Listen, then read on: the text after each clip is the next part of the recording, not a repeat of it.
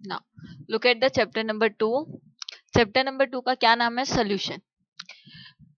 देखो, chapter solution है। Chapter solution पढ़ने से पहले हमें कुछ बेसिक्स चीजों को देखना है, ठीक है। तो सबसे पहला we will study the mixture. Mixture क्या होता है? Mixture is nothing but combination of two or more substance. ऐसी चीज जिसके अंदर क्या हो, बहुत सारी चीजें मिक्स की गई। जैसे एग्जांपल के लिए तुम्हारी स्क्रीन पे दिख रहा है तुम्हें, ये देखो यहाँ पे जैसे सैंड है, सैंड के अंदर बहुत सारे आयरन पार्टिकल है, फिर तुम्हारा मैग्नेट है। यहाँ पे तुम्हारे को बाउल में अलग अलग फ्रूट्स दिख रहे हैं। अगेन सेम सैंड में ये आयरन नेल्स है, फिर फ्रूट्स है, वाटर है। तो these all are the mixture. ये सब क्या है? अलग अलग सब्सटेंस है। ये तुम्हारा आयरन अलग है, सैंड पार्टिकल अलग है, ग्लास अलग है, अलग अलग टाइप के फ्रूट्स है। तो these all are called as mixture. अब मिक्सचर में यहाँ पे तुम्हारा ice cream is the best example, जो हम डेली में यूज करते हैं। बहुत सारे फ्लेवर की आइसक्रीम होती है, हम उसके अंदर बहुत सारे चॉकलेट्स यूज करते हैं, वेफल्स लगाते हैं। तो ये भी क्या है? एक तरीका मिक्सचर। नेक्स्ट तुम्हारा ड्राई फ्रूट। ड्राई फ्रूट की भी क्या है? तुम्हारा मिक्सचर है। अलग अलग ड्राई फ्रूट्स है, उसको मिक्स कर दो। अगेन ये एक से ज्यादा चीजें इसमें ऐड है। Then air. एयर के अंदर बहुत सारे गैसेस होते हैं, जैसे तुम्हारे नाइट्रोजन गैस है, ऑक्सीजन गैस है, हाइड्रोजन है। ये सारे अलग अलग मॉलिक्यूल्स होते हैं।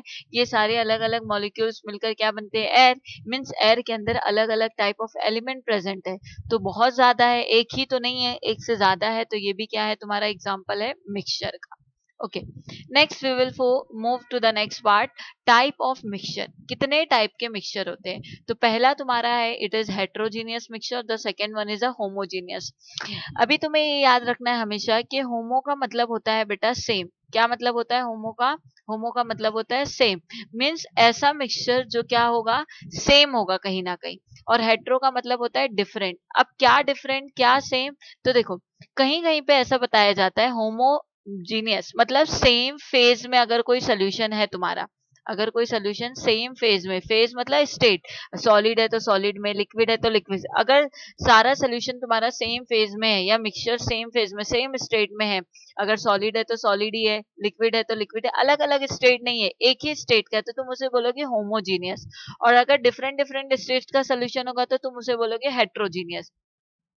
या फिर ये भी तुम्हें डेफिनेशन दी गई है टेक्स्ट बुक में कि होमोजीनियस मतलब वो मिक्सचर जो यूनिफॉर्मली मिक्स होते हो, बराबर तरीके से मिक्स होती है। जैसे यहाँ पे देखो, तुम्हें डायग्राम में दिया हुआ है, यहाँ पे वाटर है, वाटर के अंदर तुमने शुगर डाला है, शक्कर। अब तुम जब पानी के अंदर शक्कर को डालते हो तो शक्कर पूरा यूनिफॉर्मली मिक्स हो जाता है, पूरा पूरा घुल जाता है ना। तो ये एग्जाम्पल किसका हो गया तुम्हारा बेटा? होमोजीनियस का एग्जाम्पल हो गया। अगेन मिल्क है, मिल्क के अंदर अगर हम लोग पानी डाल दें तो सेम वो भी क्या होता है? होमोजीनियस ही होता है, दोनों लिक्विड लिक्विड फेज में।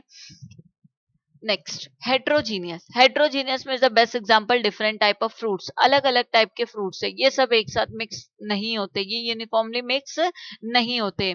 सेकेंड एग्जांपल क्या है तुम्हारा? Water plus sand. वाटर के अंदर सैंड, पहला तो देख लो स्टेट भी अलग है, वाटर लिक्विड स्टेट में, सैंड क्या है? सॉलिड स्टेट में। तो डिफरेंट भी है, फेजेस तो डिफरेंट है ये, प्लस ये यूनिफॉर्म मिक्स नहीं होते हैं। तो these are the example of heterogeneous. Now next we will move the definition. देखो, होमोजीनियस में क्या है? Mixture of two or more pure component, दो या दो से ज्यादा जो कंपोनेंट होंगे तुम उसे बोलोगे होमोजीनियस। अब कौन से कंपोनेंट होने चाहिए वो? तो पहला है तुम्हारा सल्यूट और दूसरा क्या है बेटा? तुम्हारा सॉल्वेंट। अब क्वेश्चन ये आता है कि मैम ये सल्यूट और सॉल्वेंट याद नहीं होता है, तो याद कैसे करेंगे? देखो, हम सबको सल्यूट करते क्या बेटा? रास्ते में जो भी चल रहा है सबको हम सल्यूट करते नहीं। हम बहुत कम लोगों को, बहुत कम ऐसे इंसान होते हैं जिनको हम क्या करते हैं बेटा? सल्यूट करते हैं ना।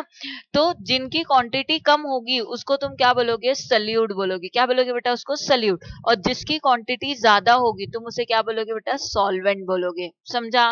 अभी सॉल्वेंट सल्यूट याद रहेगा। सॉल्वेंट मतलब क्या? जिसकी क्वांटिटी ज्यादा है, और सल्यूट मतलब क्या? जिसकी क्वांटिटी कम है। हम सल्यूट बहुत कम लोगों को करते हैं। ओके, तो जैसे एग्जांपल के लिए मैंने यहाँ पे दे दिया, देखो ये तुम्हारा सॉल्वेंट है, ये ज्यादा क्वांटिटी में, और ये तुम्हारा क्या है बेटा? सल्यूट। अब ये दोनों को जब मिक्स कर दोगे, सल्यूट सॉल्वेंट जब मिक्स हो जाएगा तो वो क्या बनाएगा बेटा? तुम्हारा सोल्यूशन बनाएगा। ओके, नेक्स्ट अब तुम्हारी टेक्स्ट बुक की तरफ बढ़ते हैं। ये जो तुमने पढ़ा वो बेसिक था।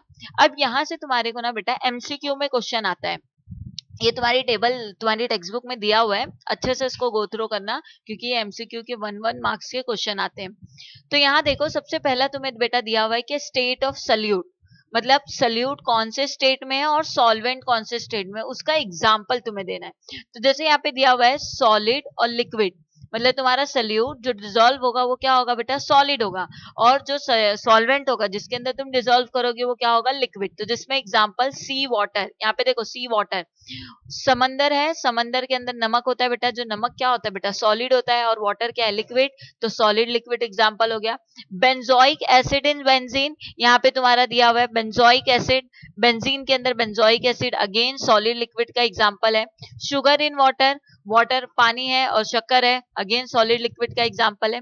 सेकेंड एग्जांपल देखो, solid solid example, solid solid में क्या होगा, देखो मेटल्स अलॉय, जितने भी मेटल के अलॉय होते हैं बेटा, जैसे ब्रॉन्ज है, फिर तुम्हारा ब्रास है, यहाँ पे देखो डायग्राम दिया हुआ है, तो ये सब क्या है बेटा, सॉलिड सॉलिड है, सारे अलॉय क्या होते हैं, सॉलिड होते हैं। Okay, next solid gas, solid gas में तुम्हारा आयोडीन, आयोडीन को एयर के अंदर रख दो, आयोडीन सॉलिड फॉर्म में होता है, जब एयर के ये गैस ये हो जाता है, गैस इवेपोरेट करे, दिख रहा है ये इस तरीके से गैसेस निकल रही है, तो इस is the best example of solid gas. Next fourth, liquid liquid, liquid liquid में क्या एग्जांपल है बेटा, जैसे गैसोलीन है, तुम्हारा इथेनॉल वाटर के अंदर जब हम डालते तो ये इथेनॉल खुद लिक्विड होता है, हम उसको वाटर के अंदर डाल रहे तो दोनों लिक्विड लिक्विड है, तो ये लिक्विड लिक्विड एग्जांपल हो गया। देन लिक्विड सॉलिड में amalgam of the mercury with the metal as a mercury in the silver, amalgam, amalgam क्या होता है, दांत की फीलिंग कराते हैं ना बेटा, देखो ये देखो यहाँ पे दिया हुआ है डेंटल, तुम्हारा दांत सड़ जाता है कभी कभार, तो हम डॉक्टर के पास जाते हैं, जब हमको दर्द होता है तो वो डॉक्टर तुमको कहता है कि तुम्हारा दांत क्या हो गया है, सड़ गया है, काला पड़ गया है, तो तुम्हें वो कैविटी को हमें क्या करना पड़ेगा, उस काले को निकालना पड़ेगा, तो वो उसकी सफाई करते हैं, जब सफाई करते हैं तो जो हमारा ओरिजिनल टीथ के अंदर जो कैविटी होती है बेटा वो तो निकल गया, तो अब उसको खाली तो नहीं छोड़ेगा ना डॉक्टर, तो उसके अंदर क्या भरा जाता है बेटा, अमालगम भरते हैं, इस तरीके से वो सेम दांत की जैसा ही लिक्विड होता है, सेमी लिक्विड, थोड़ा सॉलिड फॉर्म में ही होता है, उसको वो दांत के कैविटी के अंदर भरते हैं, फिर एक टाइम के बाद वो सॉलिड होता चला जाता है, तो ये तुम्हारा अमालगम हो गया, तो ये क्या है, तुम्हारा लिक्विड सॉलिड एग्जाम्पल है।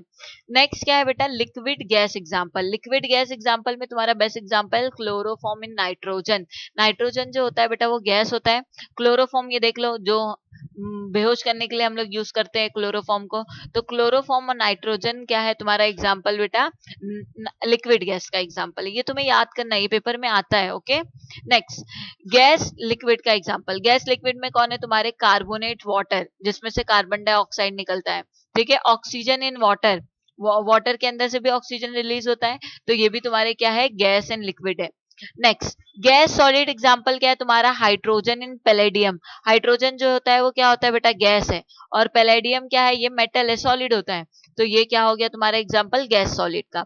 गैस गैस में क्या है तुम्हारा बेस्ट, एयर, एयर के अंदर बहुत सारे गैसेस होते हैं, एयर खुद गैस है। Okay, now next we will move to the next part बेटा, नेक्स्ट पार्ट में क्या दिया हुआ है, the capacity of a solution to dissolve solute. अब हमें ये देखना है कि जो हमारे पास बेटा सल्यूट है जिसको हमें डिसॉल्व करना है, सल्यूट मतलब जिसको हमें डिसॉल्व करना है या जो कम क्वांटिटी में, हम चेक करेंगे कि जिसके अंदर हम डिसॉल्व कर रहे हैं, जो सोल्यूशन के अंदर डिसॉल्व कर रहे हैं उसके अंदर कैपेसिटी कितनी होती है। तो नॉर्मली हम जब भी कोई सल्यूट और सॉल्वेंट को बेटा मिक्स करते हैं, क्या करते हैं हम, जैसे यहाँ पे एक सल्यूट है, वाटर हमारा सॉल्वेंट है, जब हम सल्यूट और सॉल्वेंट को मिक्स करते हैं तो डिसोलिएशन होता है, इससे क्या बनता है बेटा, सोल्यूशन फॉर्म होता है, और अगर हम उसको रिवर्स कर दे सोल्यूशन का, अगर हम क्रिस्टलाइजेशन कर देंगे तो हमें क्या मिलेगा, सॉल्वेंट और सल्यूट मिलेगा। ओके, नेक्स्ट देखो, ये जो सोल्यूशन बनता है वो तीन टाइप के होते हैं मेजरली, पहला अनसैचुरेटेड, सेकेंड बेटा होता है सैचुरेटेड, और थर्ड होता है सुपर सैचुरेटेड। एकदम सिंपल है, कुछ नहीं है इसमें हार्ड, नाम से कुछ भी नहीं है, एकदम बेस्ट एग्जांपल तुम्हारा समंदर, समंदर के अंदर पानी ज्यादा है बेटा और नमक क्या होता है, कम, तुम नमक कितना भी उस समंदर के अंदर डाल दो, क्या कम पड़ेगा उसको समंदर को, नहीं ना, तो मतलब क्या है, सॉल्वेंट के लिए सल्यूट क्या है, कम है ना, सॉल्वेंट बहुत ज्यादा है, सल्यूट क्या है तुम्हारा, कम है, तभी तो ये जो पानी है उसकी कैपेसिटी खत्म ही नहीं हो रही ना, तुम एक चम्मच भी नमक डाल रहे तो भी वो समंदर का पानी उसको डिसॉल्व कर रहा है, और अगर तुम एक टंक भी भर के नमक डाल दोगे तो भी वो समंदर क्या कर रहा है, उस नमक को एब्जॉर्ब कर ले रहा है, डिसॉल्व कर ले रहा है। मतलब हमारा इस केस में अनसैचुरेटेड में क्या होगा बेटा, जो सल्यूट होगा ना हमारा, जो हम सल्यूट सोल्यूशन के अंदर डाल रहे हैं उसकी क्वांटिटी क्या होगी, कम होगी, क्या होगी बेटा, कम होगी। तो देखो यहाँ पे लिखा है द अमाउंट ऑफ सल्यूट क्या है बेटा, कम है, और सॉल्वेंट क्या होगा, ज्यादा होगा, तो उस कंडीशन को तुम क्या बोलोगे, सैचुरेटेड, सॉरी अनसैचुरेटेड। अब नेक्स्ट सैचुरेटेड में चलते, सैचुरेटेड में क्या होगा, जैसे सपोज करो एक गिलास तुम्हारे पास पानी है बेटा, इसके अंदर 1 चम्मच शक्कर डालो डिसॉल्व हो जाएगा, 2 चम्मच डालो डिसॉल्व हो जाएगा, 3 चम्मच डालो डिसॉल्व हो जाएगा, 4 चम्मच डालोगे तो भी, अगर मैंने पूरा डब्बा ही शक्कर का डाल दिया तो क्या वो डिसॉल्व होगा, नहीं। तो एक पॉइंट ऐसा आएगा इस पानी का जहां पे वो अपने शुगर को डिसॉल्व करना बंद कर देगा। तो बेटा वो पॉइंट जहां पे क्या होगा, तुम्हारा शुगर डिसॉल्व होना बंद हो जाएगा, तो तुम उसे क्या बोलोगे, वो क्या है, सैचुरेटेड। मतलब जितना पानी है उतना जब शक्कर मिक्स हो गया तो क्या हो गया, ये सैचुरेटेड हो गया। तो अमाउंट ऑफ सल्यूट किसके बराबर होगा, सॉल्वेंट के। ओके, नेक्स्ट सुपर सैचुरेटेड में क्या होगा, सुपर सैचुरेटेड मतलब जो सल्यूट होगा वो बहुत ज्यादा होगा, मतलब पानी कम है या पानी की कैपेसिटी से ज्यादा तुमने क्या कर दिया है बेटा, सल्यूट डाल दिया। दिख रहा है यहाँ पे सल्यूट ज्यादा दिख रहा है, पानी कहीं है क्या, इतना नहीं। तो इस कंडीशन को तुम बोलोगे super saturated condition. Okay, next हम लोग आगे बढ़ते हैं, नेक्स्ट कंसेप्ट पे चलते हैं again which is important, it will ask for 1 marks, 1 marks के लिए या तो 2 मार्क्स के लिए ये क्वेश्चन आता है बोर्ड एग्जाम में, ठीक है। एमसीक्यू में भी कभी कभार पूछता, डिफाइन में भी पूछ जाता है। सॉलिबिलिटी, तो सॉलिबिलिटी क्या होता है बेटा, जिस सोल्यूशन, जिस भी सब्सटेंस को हम डिसॉल्व कर दे और वो डिसॉल्व हो जाए, जो जितना जल्दी डिसॉल्व होगा उसकी सॉलिबिलिटी उतनी ज्यादा होगी। और सॉलिबिलिटी का बेटा दूसरा नाम जो हमने 11th में पढ़ा है, हम उसे क्या बोलते हैं बेटा, मोलैरिटी। ओके, अब सॉलिबिलिटी का फॉर्मूला क्या होता है, बहुत सिंपल फॉर्मूला होता है, अमाउंट ऑफ सल्यूट। मतलब सपोज करो तुम्हारे पास एक बीकर है बेटा, बीकर के अंदर तुमने पानी रखा है, इस पानी के अंदर कुछ तो डिसॉल्व करोगे, तो जो सल्यूट होगा, जिसको डिसॉल्व करोगे उसको तुम सल्यूट बोलोगे। इस सल्यूट को मतलब कितना तुम सल्यूट डाल रहे हो वो किस पे डिपेंड करेगा, ये बीकर पे। अगर सपोज करो तुमने 100 ml का बीकर लिया है, 100 ml, तो इसके अंदर जो भी सामान होगा वो क्या होगा बेटा, सॉरी, जो भी तुम्हारा सामान होगा वो उसी हिसाब से तुम डालोगे, क्योंकि 100 ml का ही है ना, उसके हिसाब से उसके अंदर सल्यूट डालोगे, तो वो उसकी क्या हो जाएगी, सॉलिबिलिटी हो जाएगी, कि 100 ml के अंदर कितना सल्यूट डिसॉल्व हुआ। तो डेफिनेशन में क्या, the ratio of amount of solute, जो भी तुम्हारा रेशियो है सल्यूट का, उसको डिवाइड कर दोगे द अमाउंट ऑफ सोल्यूशन के, तो तुम उसे क्या बोलोगे बेटा, सॉलिबिलिटी। अब तुम्हें ये पता होना चाहिए जो सल्यूट होता है हम उसको किस में मेजर करते हैं बेटा, मोल्स में मेजर करते हैं, और वॉल्यूम ऑफ सोल्यूशन किस में मेजर करेंगे, लीटर में। तो इसका फॉर्मूला क्या हो जाता है, मोल, यहाँ पे मोल्स है ना, अगर हमको इसको शॉर्टकट में लिखना है, सिंबल में लिखना है, तो क्या करते हैं, ईएस हट जाएगा, मोल लिखेंगे, और लीटर नीचे तो हम ऊपर लगा देंगे इनवर्स, तो मोल इनवर्स। अब नेक्स्ट देखेंगे बेटा, जो हमारी सॉलिबिलिटी होती है वो कितने फैक्टर पे डिपेंड करती है। तो पहला कौन कौन से फैक्टर उसको अफेक्ट करते हैं, तो first one, effect of pressure on solubility. अगर तुमने सॉलिबिलिटी पे प्रेशर लगाए, कोई भी सोल्यूशन डिसॉल्व हो रहा है, अगर तुम उस पर प्रेशर लगा रहे हो तो क्या होगा, सॉलिबिलिटी बढ़ेगी या कम होगी बेटा। नेक्स्ट उसके बाद क्या है, nature of the solute and solvent, तुम्हारे सल्यूट का नेचर क्या है, सॉल्वेंट का नेचर क्या है। नेक्स्ट सेकेंड, थर्ड जो है, effect of the temperature on solubility, अगर तुम टेम्परेचर देते हो तो क्या सॉलिबिलिटी बढ़ती है या घटती है। अब नेक्स्ट बढ़ते हैं, फर्स्ट वन हम लोग पढ़ेंगे बेटा, nature of solute and solvent. अब जो हमारे पास सल्यूट और सॉल्वेंट होता है ना बेटा, उसके दो ही नेचर होते हैं, एक होता है बेटा पोलार और एक होता है नॉन पोलार। अब क्या होता है पोलार, क्या होता है नॉन पोलार, तो बेसिकली ऐसे याद रखो बेटा, पोलार मतलब वो सब्सटेंस जो क्या करते हैं, तुमको चार्जेस डेवलप करते हैं, प्लस चार्ज माइनस चार्ज, ऐसे पोल जनरेट करते हैं। जैसे मेरे पास सपोज करो NaCl है बेटा, NaCl है, अगर मैं NaCl को ब्रेक करती हूँ तो मुझे क्या मिलेगा, एक प्लस चार्ज मिलेगा, एक माइनस चार्ज। तो ये क्या है, मेरा पोलार सल्यूट, मतलब पोलार सब्सटेंस हो गया। अगर मैं सपोज करो मैं कोई और दूसरा सोल्यूशन लेती हूँ और उसको ब्रेक करती हूँ और मुझे वो चार्जेस नहीं देता, तो तुम उसे क्या बोलोगे बेटा, नॉन पोलार है ये। तो हमेशा याद रखना, जो पोलार होते हैं, जो चार्जेस वाले होते हैं, वो चार्जेस वालों में ही डिसॉल्व होते हैं। जिसमें बेस्ट एग्जांपल तुम्हारा देख लो, यहाँ पे ये दिया हुआ है पोलार में, ये तुम्हारा सॉल्ट है बेटा और ये तुम्हारा वाटर है। तो ये भी क्या है, तुम्हारा सॉल्ट खुद क्या है, पोलार है, वाटर तुम्हारा H2O, H2O को ब्रेक करोगे तो तुम्हें अगेन मिलता है H प्लस, और क्या मिलता है बेटा, OH माइनस मिलता है। तो ये भी पोलार है, तो पोलार पोलार आपस में डिसॉल्व हो गया, तो हम बोलते हैं like dissolve like, like dissolve मतलब चार्जेस चार्जेस को डिसॉल्व करेगा। वहीं पे सेकेंड एग्जांपल हम ले लेते हैं ऑयल और वाटर, ये डिसॉल्व नहीं होंगे, ये क्या है, पोलार नॉन पोलार है, एक पोलार है और एक नॉन पोलार है। वाटर क्या है बेटा, पोलार है ना, क्योंकि वो चार्जेस, ऑयल पोलार नहीं है, वो नॉन पोलार है, वो चार्जेस डेवलप नहीं करता है, तो लाइक क्या नहीं करेगा, लाइक को डिसॉल्व करेगा, लेकिन अनलाइक लाइक को डिसॉल्व नहीं करेगा। मींस पोलार पोलार को डिसॉल्व करता है, नॉन पोलार नॉन पोलार को डिसॉल्व करेगा। तुम ऐसे नहीं करोगे कि एक पोलार ले लिया एक नॉन पोलार ले लिया, अब ये दोनों डिसॉल्व हो गए, नहीं डिसॉल्व होंगे। ओके, चलो अब नेक्स्ट चलते हैं। The most important again, effect of the temperature on solubility. एकदम सिंपल है। देखो, अगर तुम लोगों के लिए एक एग्जांपल बता दूं, मेरे पास शक्कर है, शक्कर को अगर मैंने बेटा मेल्ट किया, लेके जाके उसको शक्कर को मेल्ट करूंगी तो जल्दी मेल्ट हो जाएगा ना, और लेके जाके पानी में डिसॉल्व कर दूं तो हो गया ना। वही अगर मैं शक्कर को डायरेक्ट पानी में डाल के डिसॉल्व करूं तो टाइम लगेगा ना डिसॉल्व होने के लिए। मीन्स यहाँ पे ये समझ में आया कि बेटा जब तुम टेम्परेचर बढ़ाते हो या किसी भी सब्सटेंस को टेम्परेचर देते हो, जैसे कि एग्जाम्पल के लिए यहाँ पे मैंने दिया है तुमको, टेस्ट ट्यूब के अंदर तुमने क्या किया है, कोई भी एक सल्यूट सॉल्वेंट या तुम कोई भी सब्सटेंस डाल दो, इसके अंदर तुमने डाला, अब इसको हीट करोगे, तो जब जैसे ही बेटा इसको हीट करोगे तो ये क्या होगा, देखो कन्वर्ट हो जाएगा, खुद को डिसॉल्व कर लेगा पानी के अंदर। तो ये समझ में आया है कि जब हम कभी भी सब्सटेंस के ऊपर हीट अप्लाई करते हैं तो उसकी सॉल्युबिलिटी क्या हो जाती है बेटा, बढ़ जाती है। तो देखो, solubility change with change in temperature, जैसे जैसे टेम्परेचर बढ़ाओगे सॉल्युबिलिटी उतनी ही बढ़ती जाएगी। तो यहाँ देखो, solubility is directly proportional to the enthalpy of solution. Enthalpy मतलब हीट बेटा। यहाँ पे क्या दिया है कि कोई सोल्यूशन कितना जल्दी डिसॉल्व होगा, कितनी उसकी सॉल्युबिलिटी बढ़ेगी, वो डिपेंड करेगा तुम उसको कितना हीट देते हो। जितना कम हीट दोगे बेटा वो डिसॉल्व उतना कम होगा, जितना ज्यादा हीट दोगे उतना डिसॉल्व जल्दी होगा। ओके, नेक्स्ट चलते हैं। Enthalpy of solution is equal to क्या होता है, हीट ऑफ सोल्यूशन। मतलब जो तुम्हारे सोल्यूशन, जो तुमने हीट दिया है वही हीट ये भी एब्जॉर्ब करेगा ये सोल्यूशन, तो ये हीट और ये हीट बराबर होगा। ओके, अब नेक्स्ट देखो, यहाँ पे जो हीट ऑफ सोल्यूशन होता है, जो भी ये सोल्यूशन हम बनाते हैं वो भी दो टाइप के उसमें रिएक्शन होते हैं। पहला एंडोथर्मिक, दूसरा एक्सो।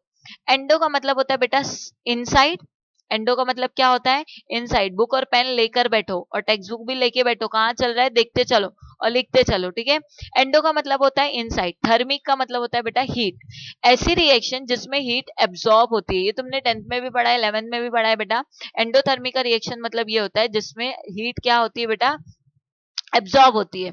और एक्सोथर्मिक, एक्सो मतलब आउटसाइड, ऐसी रिएक्शन जिसमें हीट क्या होती है बेटा, बाहर जाती है, निकलती है, रिएक्शन से बाहर निकलती है, हीट निकलते हुए दिखेगी, तो तुम बोलोगे उसको क्या है, ये एक्सोथर्मिक है।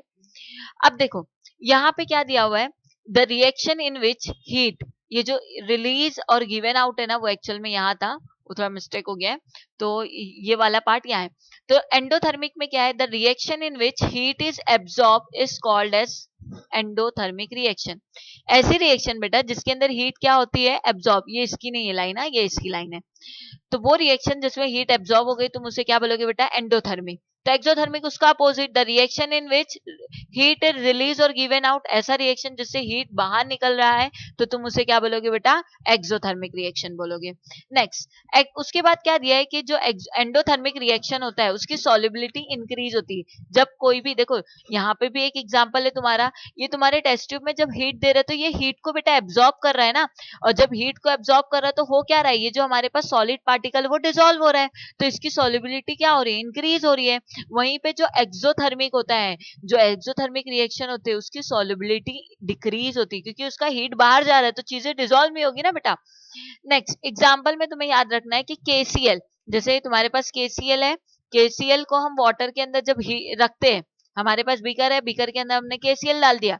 अब इसको क्या करोगे बेटा, जैसे जैसे टेम्परेचर बढ़ाओगे तो ये जो केसीएल तुमने डाला है वो जल्दी जल्दी डिसॉल्व होने लगेगा, ठीक है। अब नेक्स्ट एक्सोथर्मिक में एग्जांपल देख लो, CaCl2 कैल्शियम क्लोराइड, इसको जब वाटर के अंदर डालोगे और टेम्परेचर इसका इंक्रीज करोगे तो इसकी सॉल्युबिलिटी क्या हो जाती है बेटा, कम, ये डिसॉल्व नहीं होता है। ओके, और भी एग्जांपल है NaBr, NaCl, KCl, इसकी सॉल्युबिलिटी बहुत कम होती है, मतलब स्लाइटली सॉल्युबल होते हैं जब तुम लोग टेम्परेचर को बढ़ाओगे तो। KNO3 है, NaNO3 है एंड KBr है, ये एंडोथर्मिक रिएक्शन होते हैं, इसकी सॉल्युबिलिटी क्या होती है बेटा, हाई होती है। नेक्स्ट Na2SO4, ये भी एक्सोथर्मिक रिएक्शन होता है, इसकी सॉल्युबिलिटी कम होती है। ओके, चलो अब नेक्स्ट फैक्टर पढ़ेंगे, the third one, effect of pressure on solubility.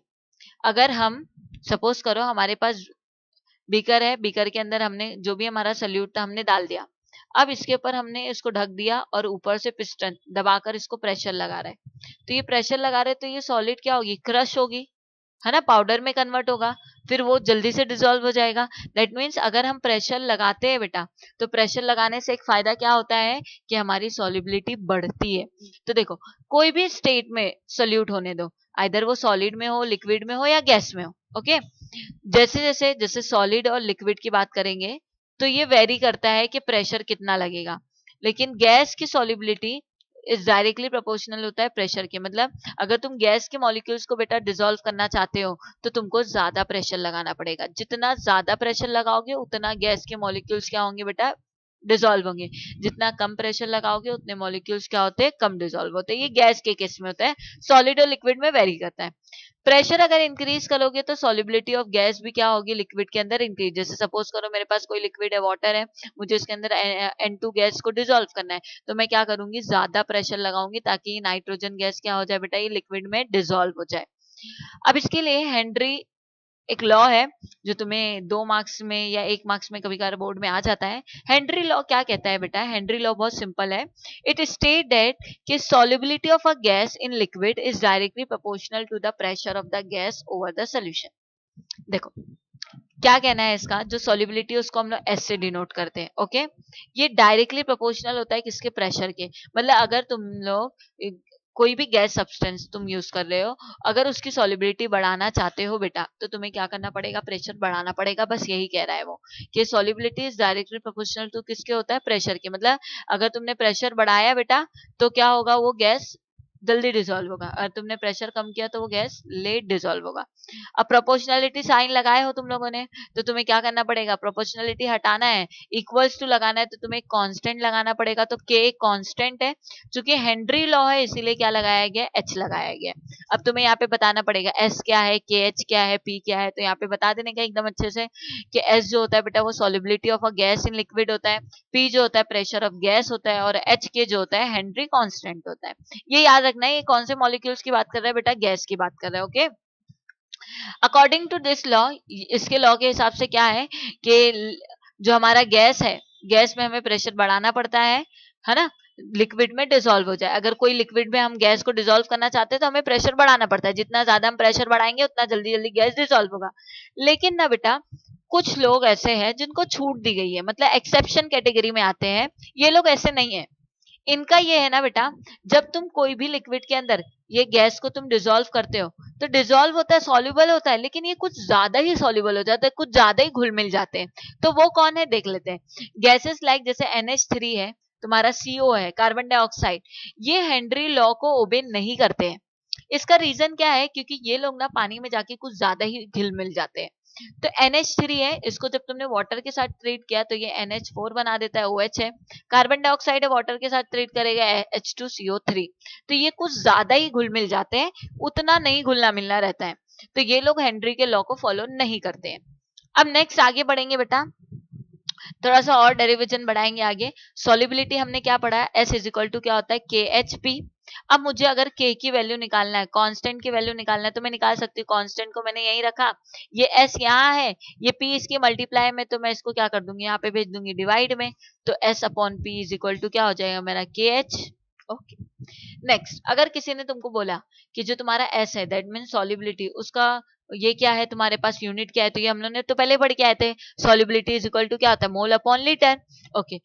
अब तुम्हें क्या करना है, ये KH जो तुम लोगों ने कांस्टेंट, हेनरी कांस्टेंट निकाला है, S अपॉन क्या है तुम्हारा P है ना बेटा।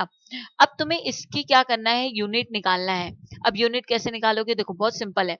तुम्हें S की यूनिट तो पता है, सॉल्युबिलिटी कांस्टेंट की यूनिट क्या है बेटा, मोल अपॉन क्या है, लीटर है, यही है ना। देखो यहाँ पे, यहाँ ध्यान दो, ये प्रेशर है, प्रेशर को हम लोग किस में मेजर करते हैं बेटा, बार में। फॉर्मूला क्या है, KH is equal two upon SP।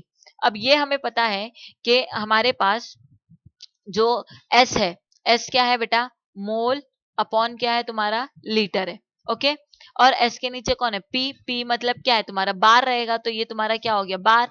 अब ये क्या है बेटा, ये अपॉन के अपॉन में ना, तो ये कहाँ चला जाएगा, ये अपॉन के अपॉन में, तो ये ऊपर चला जाएगा। सॉरी सॉरी, देखो यहाँ ध्यान दो, ये तुम्हारा मोल है, ठीक है, मोल के नीचे क्या है तुम्हारा, लीटर है, और ये होल डिवाइडेड बाय क्या है तुम्हारा, बार है। तो ये अपॉन के अपॉन में, तो ये कहाँ आएगा, नीचे आ जाएगा, ओके, तो फॉर्मूला क्या बन जाएगा, मोल, मोल ऊपर हो गया, नीचे कौन हो गया, लीटर इंटू क्या हो गया बेटा, बार हो गया, यही हुआ। तो देखो मोल है अपॉन कौन है, लीटर इंटू बार। तो हम इसको अगर हमें नीचे नहीं लिखना है, हम ऊपर दिखाना है, तो हम क्या करेंगे, मोल तो मोल है, लीटर को ऊपर लेकर आके इनवर्स, बार को ऊपर लेकर आके इनवर्स। अब मोलैरिटी का फॉर्मूला है भी वही हो जाएगा कि मोल अपॉन क्या हो जाता है बेटा, लीटर। ओके, अब नेक्स्ट आगे बढ़ते हैं हम लोग, Raoult's law again which is important बेटा, पेपर के लिए भी 2 मार्क्स में आता है ये, पेपर में भी। राउल्स लॉ पढ़ने के लिए ना पहले तुमको 2 कंपोनेंट पढ़ना है, वोलाटाइल नॉन वोलाटाइल। अब सवाल ये उठता है मिस, ये वोलाटाइल और नॉन वोलाटाइल क्या होता है, तो बहुत सिंपल है बेटा, वोलाटाइल वो सब्सटेंस होता है जिसको हम लोग अगर 100 डिग्री से 100 डिग्री के टेम्परेचर से कम में अगर उसको हीट कर रहे हैं तो वो इवेपरेट हो जा रही है, गायब हो जा रही है, उड़ जा रही है गैस बन के। अगर वो उसको हीट करने पे वो गैस बन के नहीं वो उड़ रही है तो वो क्या है बेटा, नॉन वोलाटाइल है। जैसे यहाँ पे दिया हुआ है वोलाटाइल में तुम्हारा एसीटोन है, एसीटोन को ऐसे बाहर भी खुला रख दोगे ना बेटा तो वो इवेपोरेट होने लगता है, तो वो वोलाटाइल हो गया। ग्लाइसिन है, ग्लाइसिन को रख दो, वो वोलाटाइल नहीं है, वो उड़ेगा नहीं, खुला भी रखोगे तो भी नहीं उड़ेगा। तो ये एग्जाम्पल है वोलाटाइल और नॉन वोलाटाइल का। अब तुम्हें ये याद रखना है, जो तुम्हारे पास सोल्यूशन होगा, एक कंपोनेंट ए होगा जिसको तुम बोलोगे वोलाटाइल, एक कंपोनेंट बी होगा जो तुम्हारा क्या होगा, नॉन वोलाटाइल। उसके बाद तुम्हें ये सपोज कर लेना है कि जो तुम्हारा सोल्यूशन है वो जो प्रेशर लगाएगा, तो प्योर सॉल्वेंट जो प्रेशर लगाएगा तो उसको पी नॉट से याद रखेंगे। जब भी नॉट लगा ना बेटा, ये अगर पी के ऊपर ऐसे जीरो, जीरो का मतलब होता है नॉट, अगर किसी पे भी लगा है तो समझ जाओ वो प्योर सोल्यूशन की बात कर रहा है या प्योर सॉल्वेंट की बात कर रहा है। फिर उसके बाद P1 जो होगा तुम्हारा पार्शियल प्रेशर होगा कंपोनेंट ए का, P2 जो होगा वो पार्शियल प्रेशर होगा कंपोनेंट A2 का, X1 जो होगा वो तुम्हारा मोल होगा A1 कंपोनेंट का, और X2 जो तुम्हारा होगा अगेन ये भी मोल फ्रैक्शन होगा A2 का। तो ये फॉर्मूला ये कहता है कि जो P होता है ना बेटा, पार्शियल प्रेशर जो होता है कोई भी कंपोनेंट हो, A हो या B हो, इज इक्वल टू होता है उसके प्योर प्रेशर के और multiply by mole fraction of any component, ये इसका फॉर्मूला है। ओके, अब नेक्स्ट, अब हमें ना ये पता लगाना है कि कौन आइडियल सोल्यूशन होता है बेटा और कौन नॉन आइडियल सोल्यूशन होता है। आइडियल सोल्यूशन वो होते हैं जो क्या करते हैं बेटा, राउल्स लॉ को फॉलो करते हैं। मतलब वो सोल्यूशन जो राउल्स लॉ जो कहता है अगर उसको फॉलो करते हैं तो वो आइडियल सोल्यूशन है, अगर वो उसको फॉलो नहीं करते तो वो नॉन आइडियल सोल्यूशन है। ओके, नेक्स्ट डेल्टा एच जो है यहाँ पे, डेल्टा एच जो होता है वो जीरो होता है। दैट मीन्स कोई भी हीट ना ही एब्जॉर्ब होती है ना ही इवोपरेट होती है ना ही बाहर निकलती, मतलब जो तुम्हारा डेल्टा एच, एच का मतलब होता है हीट, तो ऐसी रिएक्शन जिसमें हीट ना ही एब्जॉर्ब होती है ना ही इवॉल्व होती है तो वो आइडियल सोल्यूशन है। वहीं पे नॉन आइडियल में ऐसा कुछ नहीं होता है, नॉन आइडियल में heat is equal to zero नहीं होता है। नेक्स्ट डेल्टा वी मतलब वॉल्यूम, जो डेल्टा वी होता है वो क्या होता है, यहाँ पे जीरो होता है, वहीं पे नॉन आइडियल सोल्यूशन में डेल्टा वी जीरो नहीं होता है। वेपर प्रेशर की बात करेंगे तो वेपर प्रेशर जो आइडियल गैस सोल्यूशन होते हैं, vapour pressure of the solution lies in between the vapour pressure of the solvent. मतलब जब भी तुम्हारा प्योर सोल्यूशन होगा, जो भी तुम्हारे प्योर सोल्यूशन का वेपर प्रेशर होगा वो तुम्हारा वेपर प्रेशर ऑफ सॉल्वेंट के ही बीच में लाई करेगा, उससे ज्यादा नहीं जाएगा। वहीं पे तुम्हारा जो वेपर प्रेशर ऑफ सोल्यूशन जो होगा हायर भी हो सकता है लोअर भी हो सकता है as compare to vapour pressure of solvent के। मतलब ये समझ में आया कि जो तुम्हारे पास बेटा ट्रू सोल्यूशन होगा ना, उसके हिसाब से उसका जितना वेपर प्रेशर होगा, अगर वही वेपर प्रेशर दूसरे सोल्यूशन का है तो वो क्या है, आइडियल सोल्यूशन है। अगर जो वेपर प्रेशर जो प्योर सोल्यूशन का है वो नहीं है, उससे ज्यादा ही उससे कम है, तो वो नॉन आइडियल सोल्यूशन है। उसके बाद डेविएशन में क्या दिया हुआ है कि they do not deviate Raoult's law, और इसके अंदर क्या होता है, ये डेविएट्स करते हैं, डेविएशन शो करते हैं। इनमें से कुछ प्लस भी होता है, कुछ पॉजिटिव भी होता है और कुछ नेगेटिव भी होता है। उसके बाद डेविएशन अगर पॉजिटिव है तो क्या, नेगेटिव है तो क्या, इससे क्या मतलब समझते हो। तो देखो इधर पे क्या होता है, जो पॉजिटिव डेविएशन होता है वो सल्यूट सॉल्वेंट इंटरेक्शन होता है। मतलब सल्यूट होगा और सॉल्वेंट ये दोनों इंटरेक्ट करते हैं, तो जो ये इंटरेक्ट करते हैं वो वीक होते हैं, इनका इंटरेक्शन कैसा होता है बेटा, वीक होता है। वहीं पे तुम्हारा सल्यूट और सल्यूट है, इनका भी इंटरेक्शन होता है, और सॉल्वेंट सॉल्वेंट। देखो सिंपल है, हमारे पास दो ही चीज है, सल्यूट है सॉल्वेंट है ना। एक सल्यूट है हमारे पास क्या है बेटा, और एक क्या है हमारे पास, सॉल्वेंट है। दो ही है ना हमारे पास, तो एक बार सल्यूट सॉल्वेंट से इंटरेक्ट कर लेगा, ओके फिर एक बार सॉल्वेंट खुद अपने सॉल्वेंट से इंटरेक्ट कर लेगा, एक बार सल्यूट खुद अपने सल्यूट से इंटरेक्ट करेगा, तो ये जो इंटरेक्शन होता है वो वीक होता है, तो वो पॉजिटिव डेविएशन शो करते हैं। अगर तुम्हारा ये सल्यूट सॉल्वेंट इंटरेक्शन स्ट्रांग होता या सॉल्वेंट सॉल्वेंट इंटरेक्शन स्ट्रांग होता या सल्यूट सल्यूट इंटरेक्शन स्ट्रांग होता तो वो नेगेटिव डेविएशन शो करता। नेक्स्ट, अगर इनके वेपर प्रेशर की बात करेंगे तो इनका जो वेपर प्रेशर होता है वो वेपर प्रेशर हायर होता है as compare to pure solution के, और वहीं पे नेगेटिव डेविएशन में क्या होता है बेटा, वेपर प्रेशर क्या होता है, कम होता है, लो होता है।